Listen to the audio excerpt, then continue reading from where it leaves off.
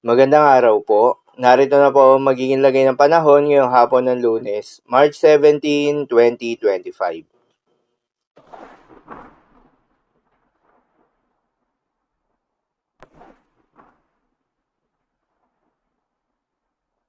Sa kasalukuyan at ayon sa pag-asa, Northeast monsoon o hanging amihan ang patuloy pa ring umiiral at nakakaapekto sa may Northern Luzon. Dahil dito ay asahan yung bahagya hanggang sa maulap na kalangitan na may kasamang mahihina hanggang sa katamtaman ng mga pag-ulan.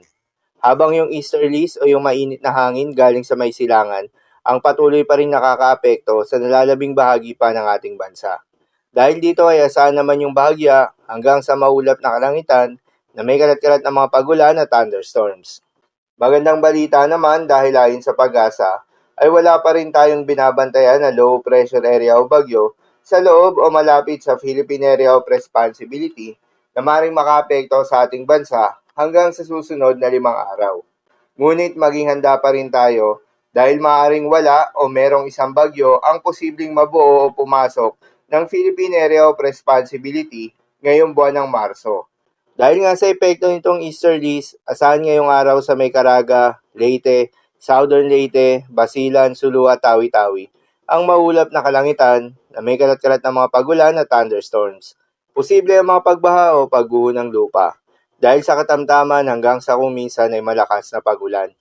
Habang sa Batanes, Cagayan, Isabela at Aurora ay asahan naman yung maulap na kalangitan na may kasama mga pagulan na dulot ng northeast monsoon.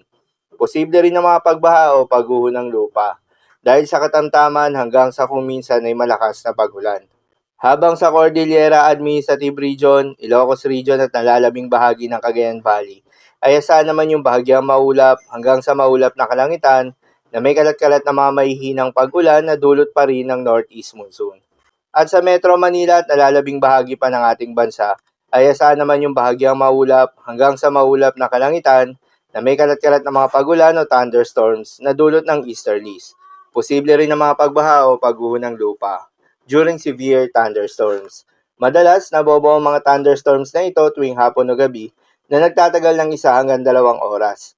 Kaya naman ingat sa mga posibleng banta ng pagbaha at pagguho ng lupa, lalong-lalo na sa mga lugar na inuulan na noong mga nakaraang araw pa. Para naman sa heat index forecast, narito yung mga lugar na makakaranas ng matinding init ngayong araw na aabot sa 41 degrees Celsius. Kabilang dyan ang Coron, Palawan, Puerto Princesa, Palawan, Catbalogan, Samar, at Giwan, Eastern Samar.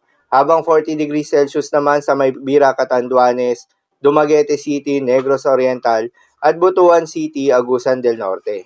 Habang sa Metro Manila ay posibleng umabot naman sa may 38 degrees Celsius.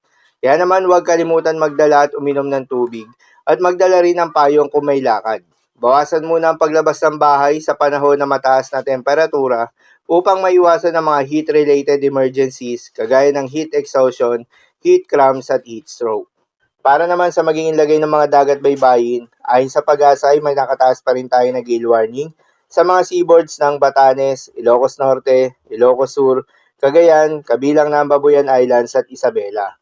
Kapag ganitong may gale warning, payo ng pag-asa ay huwag munang pumalaot yung mga kababayan nating mangingisda at yung may mga maliliit na sasakyan pandagat sa mga nasabing seaboards dahil inaasahan pa rin yung maalon hanggang sa napakaalon na karagatan.